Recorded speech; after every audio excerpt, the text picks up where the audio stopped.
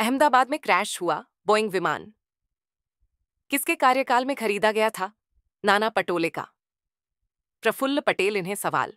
नाना पटोले कहा कि पाप हमारे ऊपर न आए, इसलिए मीडिया के सामने बार बार आते थे प्रफुल्ल पटेल। अहमदाबाद विमान दुर्घटना पर कांग्रेस नेता नाना पटोले ने राष्ट्रवादी कांग्रेस के नेता प्रफुल्ल पटेल की आलोचना की। सम्मान नहीं दे सकते तो हमें भी कपड़े उतरवाने आते हैं। नाना पटोले का प्रफुल्ल पटेल पर तीखा हमला। संजय राउत जैसे हम भी वीडियो दिखा सकते हैं। संजय राउत भी से ज्यादा मुझे बोलना आता है। नाना पटोले, विमान घोटाला जो हुआ किसने किया, कौन शामिल था? 2011 और 12 में घोटाले में कौन शामिल था? अहमदाबाद में जिस विमान का क्रैश हुआ वह किसके कार्यकाल में खरीदा गया था? यह जानकारी क्या प्रफुल्ल पटेल देने वाले थे? लोकांना माहीतच नसते की 11 वर्षाच्या विमान काही जास्त वयाचं नसते।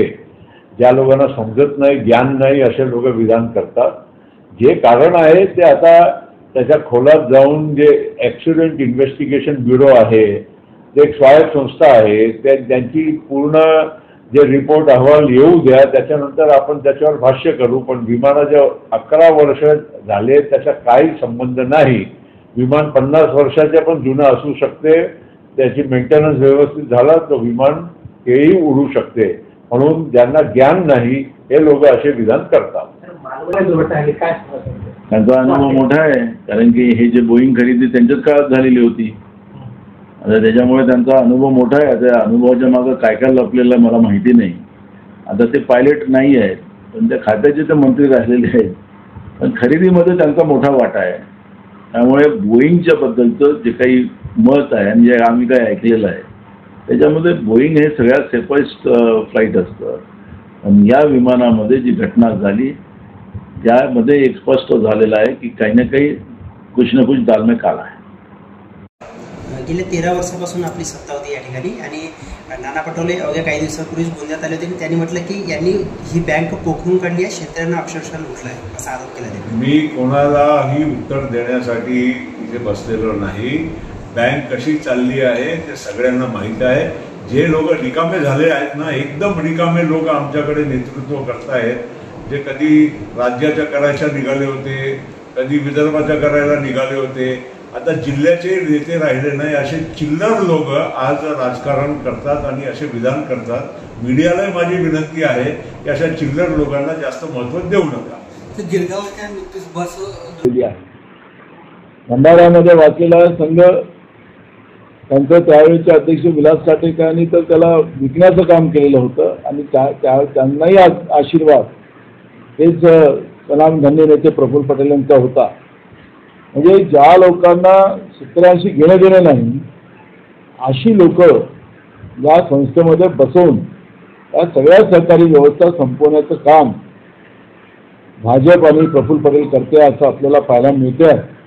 आणि म्हणून या शेतकऱ्यांच्या हितासाठी, त्यांच्या संरक्षणासाठी काँग्रेस पक्ष ही निवडणूक गोंदिया जिल्हा मध्यवर्ती बँकेच्या निमित्तानं लढते आहे। काल प्रफुल्ल पटेल या जिल्ह्यात आले, त्यांनी अनेक ठिकाणी सभा घेतल्या। मीडियाला पण त्यांनी सांगितलं की आम्ही चिल्लर लोकांच्या बद्दल बोलत नाही, आम्ही त्यांच्या प्रश्नाचं उत्तर देणार नाही। तर या जिल्ह्यात शेतकरी हा जो वर्ग आहे, मी स्वतः शेतकरी आहे, शेतकरी हा चिल्लर असेल तर मग शेतकऱ्यांना मतं मागायचा अधिकार यांना काय?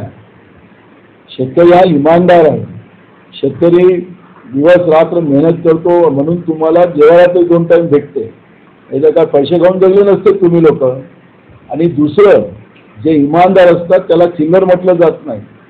आज जे काही विमान घोटाळा जो झाला आणि 2011 आणि 12 मध्ये जो एजीचा ऑडिट करा आला त्याच्यामध्ये या घोटाळ्यामध्ये कोण सामील आहे हे त्याच्यात स्पष्ट झालेलं आहे। आणि अहमदाबादमध्ये परवा विमान जे क्रॅश झालं ते कोणाच्या काळात विमान घेतलं गेलं होतं त्याची माहिती त्यांनी द्यावी ना। आणि टाटाचा CEO तो फक्त 3 मिनिटं त्या झालेल्या दुर्घटनेबद्दल बोलत होता, पण हे जे ज्यांना काही तज्ञ नाहीत त्याचे, यांना माहिती नाही, हे पण त्यावेळेस त्यांनी विमान घेतलं आणि या विमानाचं पाप आपल्या अंगावर येऊ नये म्हणून हे 30-30 मिनिटं प्रत्येक मीडियाच्या समोर बोलत होते. काय गरज होती? म्हणून तुमच्यामध्ये दम असेल, तुम्ही बेईमानी केली नसेल, तर तुम्ही तो एजीचा ऑडिट पॅरा 11-12चा तो जनतेच्या समोर दाखवावा. आणि हे सगळं वाचवण्यासाठी ज्या काँग्रेसने यांना मोठं केलं त्या काँग्रेसला सोडून भाजपमध्ये गेले. भाजपसोबत त्यांनी साठगाठ केली आणि स्वतःला वाचवण्याचा प्रयत्न करते आहे.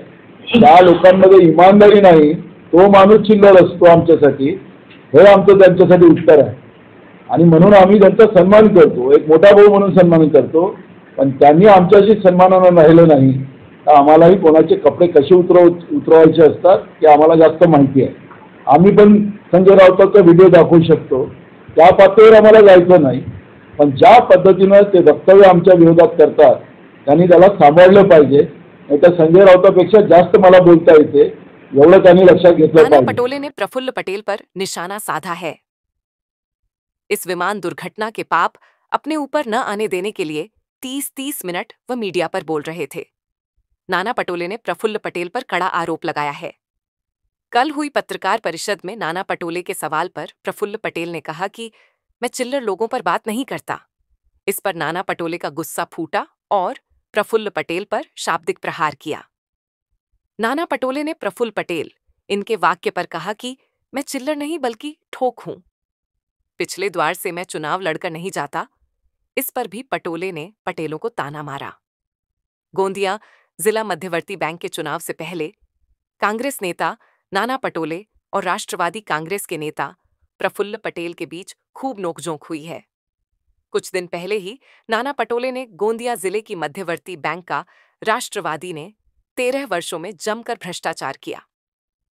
इस बयान का समाचार सुनते हुए राष्ट्रवादी नेता प्रफुल्ल पटेल ने इस पर प्रतिक्रिया दी और कहा कि नाना पटोले जैसे नेता अब खाली हो गए हैं और जो अब खाली हो गए हैं वही नेतृत्व कर रहे हैं. पहले उन्होंने कहा कि उन्होंने विदर्भ का नेतृत्व संभाला, फिर कहा कि आज जिले के नेता नहीं रहे, ऐसे छोटे छोटे नेता राजनीति कर रहे हैं. इस पर नाना पटोले ने तीखा जवाब दिया. मैंने आपसे बड़े भाई की तरह सम्मानपूर्वक बात की, इसीलिए आप भी मेरा सम्मान करो, नहीं तो मैं भी पता है कि कैसे कपड़े उतरवाने हैं, ऐसा उन्होंने कहा. अगर दम है तो तुम्हें ईडी के सामने पेश होना चाहिए. इसी बात पर नाना पटोले ने प्रफुल्ल पटेल पर कठोर आरोप लगाए हैं. नाना पटोले ने कहा कि वे रुके नहीं हैं और सीधे प्रफुल्ल पटेल को चेतावनी दी है कि अगर वे हमारे साथ सम्मान से नहीं रहे तो हम भी दिखा देंगे कि कैसे कपड़े उतरवाने हैं. इसके अतिरिक्त हमने भी संजय राउत जैसे वीडियो दिखाने की बात कही, लेकिन हम उस स्तर पर नहीं जाना चाहते.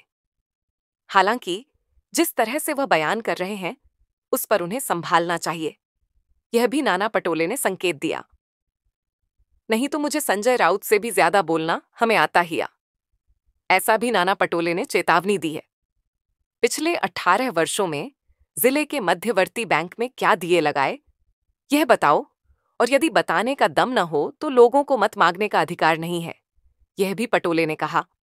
उन्होंने आरोप लगाया कि 10 लाख रुपए एक वोटर का मूल्य तय करके वोट खरीदने की कोशिश की जा रही है. उन्हें बैंक बेचनी है और सारी व्यवस्था किसानों की समाप्त करनी है, ऐसा भी पटोले ने कहा. मैं जनता से ही चुनाव लड़ता हूं, पिछले द्वार से नहीं जाता.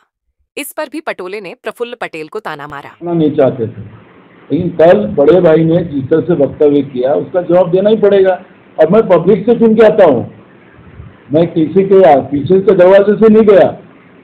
जो पीछे के दरवाजे से जाते हैं वो गोंदिया की पार्सल, एक वहाँ के नागपुर की पार्सल, और ये तो पीछे के दरवाजे के लोग हैं.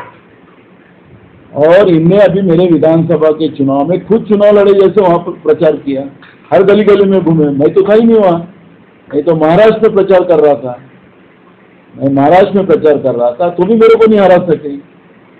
ठीक है, लीड कम कर लिया, लेकिन मेरा सवाल ऐसा है कि मैंने शुरुआत मैं मेरे बोलते समय ये कहा कि मैं उनका रिस्पेक्ट रखता हूँ, लेकिन वो अगर किसी को गलत बोलेंगे, मुझे बोलेंगे, मेरे को चिल्लर बोलेंगे, तो मैं चिल्लर नहीं हूँ, मैं ठोक हूँ. मैं किसी जैसे पीछे के दरवाजे से सुन के नहीं जाता हूँ. तो उन्हें अगर वो संभाल के बात करेंगे मैं ही करूँगा. ये तो मैं संजय राउत तो अभी वीडियो दिखा के उससे भी ज्यादा जा सकता हूँ, मेरे पास ज्यादा मालूमात है, संजय राउत के पास कम है। नागपुर का पार्सल नाम न लेकर परिणय फूके और प्रफुल्ल पटेल ये सब पिछले द्वार से चुनकर आए हुए लोग हैं। उन्होंने मेरे विधानसभा क्षेत्र में प्रचार किया, ऐसा पटोले कहते हैं। मैं चिल्लर नहीं बल्कि ठोक हूं। मैं पिछले द्वार से चुनाव नहीं लड़ता, ऐसा उन्होंने कहा।